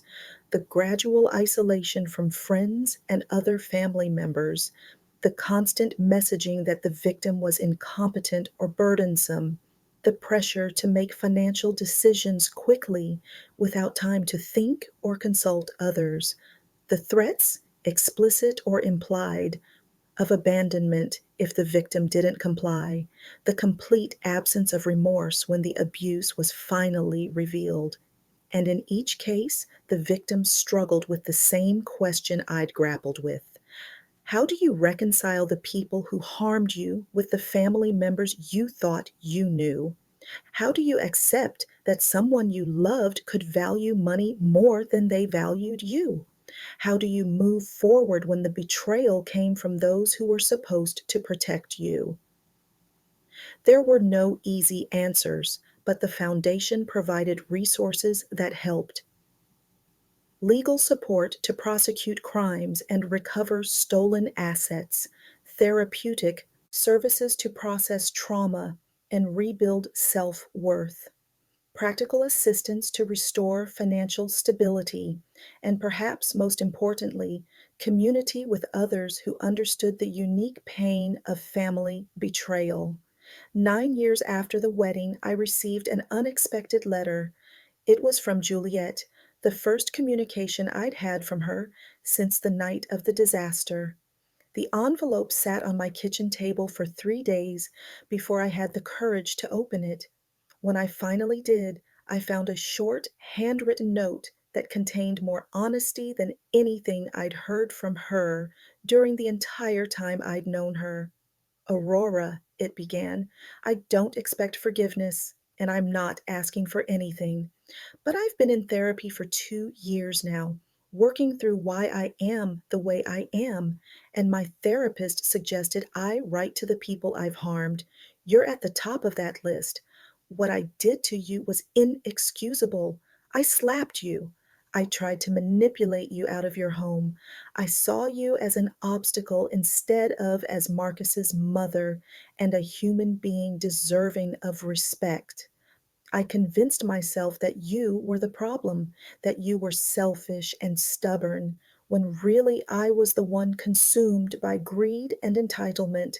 The letter continued for 2 pages, detailing her recognition of the manipulation tactics she'd used, her acknowledgement of how she'd corrupted Marcus's relationship with me, and her acceptance that the consequences she'd faced were entirely her own fault. It ended with a simple statement: "You owed me nothing, not your apartment, not your money, not your acceptance of mistreatment. I'm sorry I couldn't see that until I destroyed everything. I hope your life is good. You deserved so much better than what I gave you. Juliet." I read the letter 3 times, looking for manipulation or hidden motives, but it seemed genuinely remorseful in a way her previous communications had never been. It asked for nothing, offered no excuses, and took full responsibility without minimizing or deflecting. It was, perhaps, the first truly honest thing Juliet had ever communicated to me. I showed the letter to Marcus during our next visit. His face went through a complicated series of emotions as he read it: surprise, sadness, perhaps a touch of vindication that his ex wife had finally acknowledged what she'd done. "Do you think she means it?" he asked, handing the letter back to me. "I think she probably does," I replied thoughtfully. "But it doesn't change anything, does it? An apology, even a genuine one, doesn't erase the harm or create an obligation to reconcile. I'm glad she's working on herself. I hope she becomes a better person. But that transformation, if it's real, is for her own benefit and for the people in her future, not a bridge back to me." Marcus nodded, understanding the boundary I was setting. "You don't owe her forgiveness just because she's finally sorry. That's something I've learned over these past 9 years. Apologies are good, but they don't entitle you to restoration of relationship. That has to be earned through sustained behavior over time, not just words on paper." His understanding of this principle showed how much he'd genuinely grown. The old Marcus, the one who'd participated in Juliet's manipulation, wouldn't have grasped these nuances.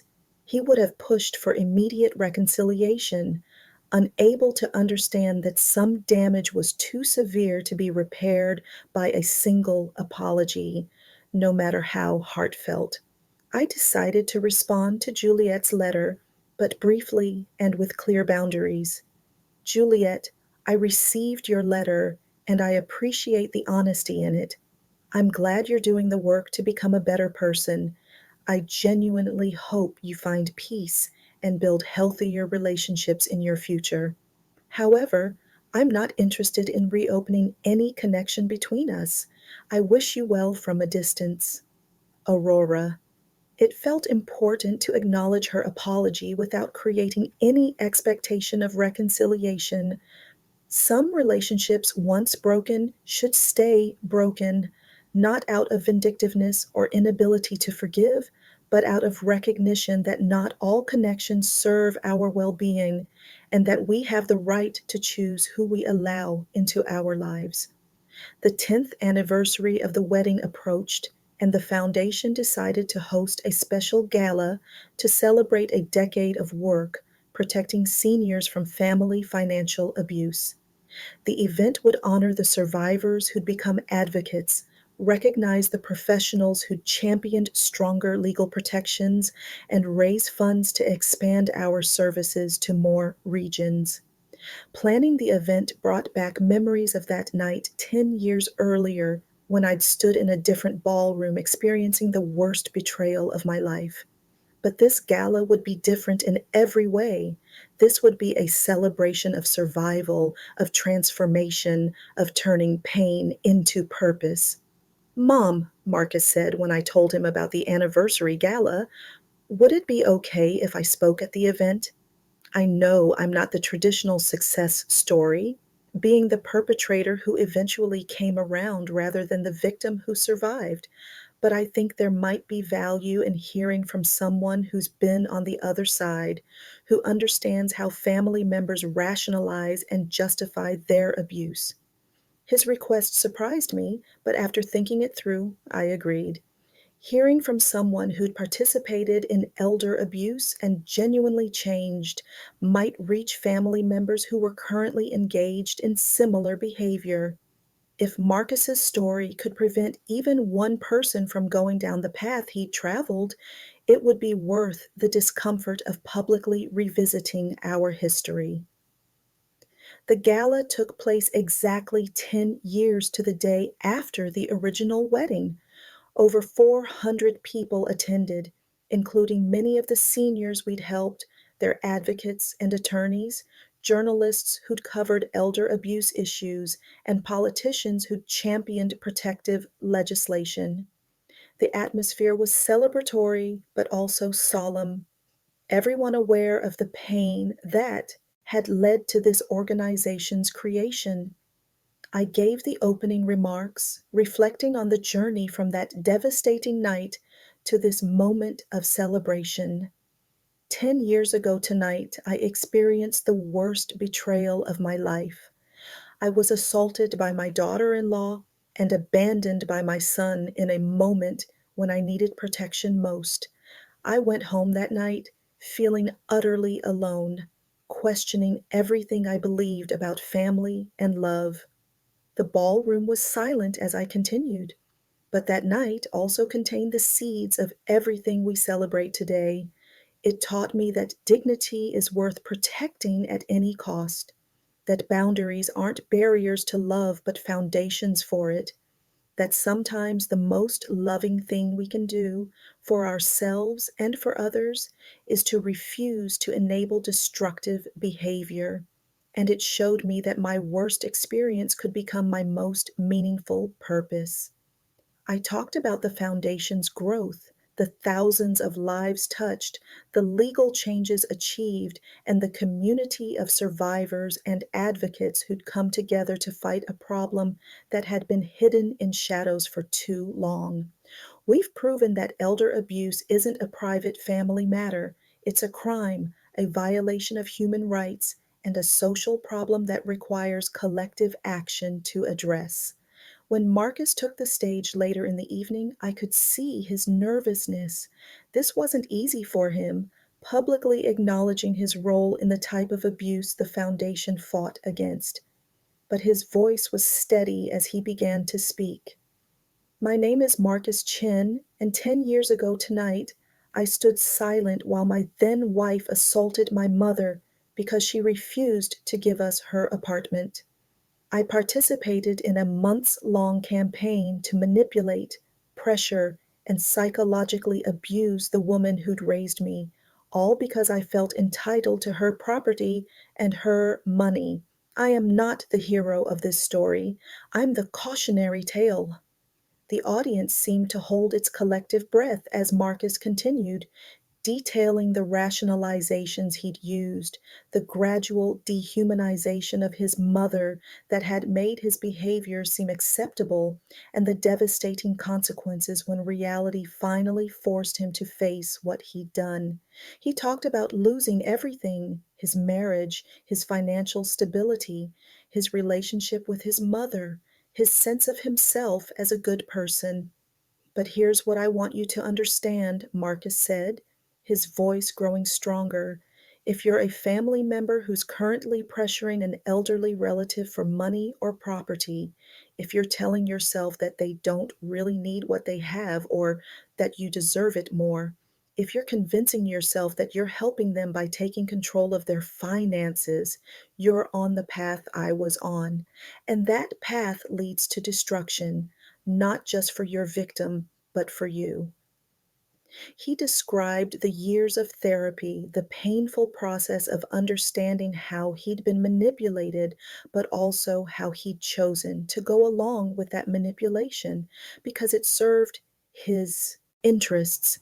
He talked about rebuilding his relationship with me slowly through consistent behavior and genuine change rather than quick apologies and empty promises. "My mother saved my life by refusing to enable me anymore," Marcus concluded.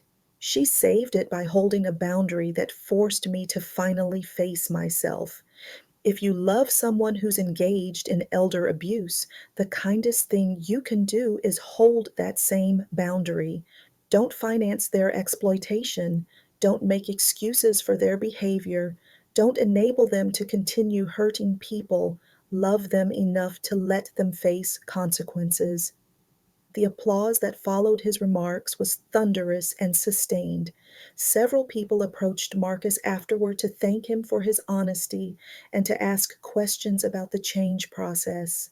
A few confessed to having elderly relatives they'd been pressuring for money and admitted that hearing his story had made them recognize their own behavior as abusive.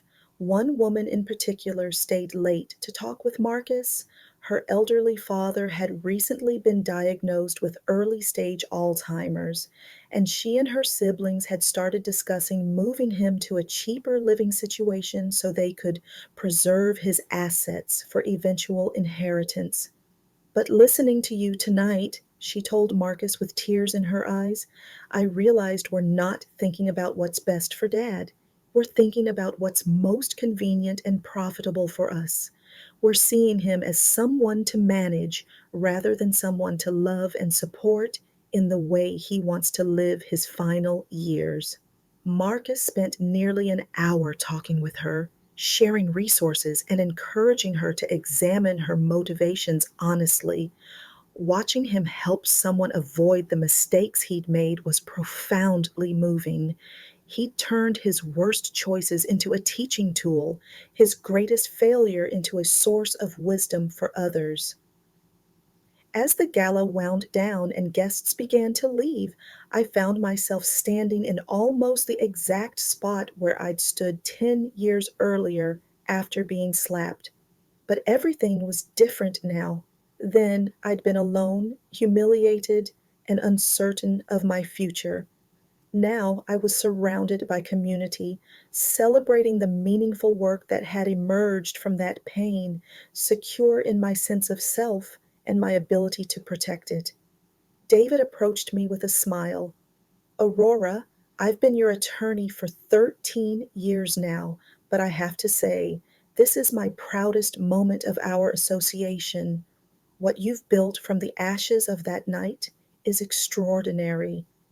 His words meant a lot, coming from someone who'd witnessed the entire journey from devastating betrayal to triumphant purpose. Lucy came over next with her new partner, Sarah.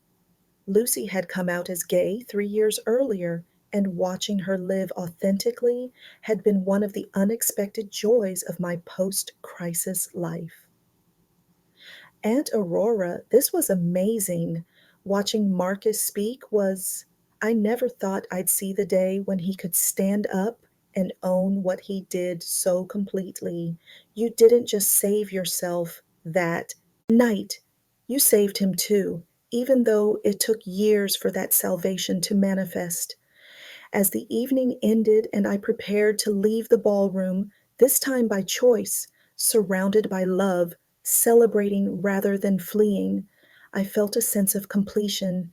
The 10-year journey from victim to survivor to advocate to finally to woman at peace with her story was complete in a way I'd never imagined possible. The keys to my apartment still hung on the same hook where they'd hung for 25 years. Juliet had demanded them. I had refused. And that refusal had set in motion a decade of transformation that had touched thousands of lives beyond my own. 10 years later, those keys represented something even more profound than personal autonomy. They represented the right of every elderly person to control their own life, make their own choices, and be treated with dignity regardless of what their children or other family members wanted or believed they were entitled to. The slap that had shattered my glasses and my illusions had also, ultimately, shattered the silence around elder abuse. And in that shattering, space had been created for truth, for healing, for justice, and for the kind of transformation that only comes through the painful process of facing reality without the comfort of denial or enablement. As I drove home that night, 10 years to the day after the worst night of my life, I realized something I'd never fully articulated before. I was grateful, not for the abuse, not for the betrayal, not for the pain, but for what had emerged from my refusal to accept those things as my fate. Grateful for the strength I'd discovered, the purpose I'd found, the community I'd built, and the lives I'd been able to touch because I'd survived and transformed rather than simply endured. The apartment I returned to was the same apartment Juliet had coveted, but it held entirely different energy now. It was filled with memories of Thomas, yes, but also with evidence of the life I'd built in the decades since his death and my son's betrayal. Photos from foundation events, letters from people I'd helped, awards recognizing the advocacy work, and most precious of all, pictures of my granddaughter Lily, now 18 months old, a symbol of hope and new beginnings. 10 years after the slap, I could finally say with complete honesty that I wouldn't change what had happened, not because it had been easy or enjoyable, but because the person I'd become through surviving it was someone I respected far more than the person I'd been before. That woman had been kind but too accommodating, loving but too willing to accept mistreatment, generous but unable to distinguish between genuine need and manipulative exploitation. This woman, the one I'd become, knew how to love fiercely while maintaining boundaries, knew how to be generous without being used, knew how to forgive without forgetting or enabling, knew that her worth wasn't determined by whether her family appreciated her, but by whether she appreciated herself. And most importantly, this woman knew that the keys to her home, her life, her dignity, and her future belonged to her and her alone, and she would never, ever hand them over to anyone who demanded rather than earned them. 10 years after the slap that changed everything, I went to sleep that night in perfect peace, knowing that I'd not only survived, but had used my survival to make the world a little bit better, a little bit safer, a little bit more just for the vulnerable elderly people who deserved protection and dignity in their final years. The slap had echoed through a decade of my life, but the echo had transformed into something beautiful, a call to action, a source of purpose, a catalyst for change that would continue long after I was gone, protected by the Foundation's endowment and carried forward by the advocates I'd trained and the systems we'd helped put in place. And that legacy, built on the ruins of betrayal, was worth more than any apartment, any inheritance, or any relationship maintained at the cost of self respect could ever be.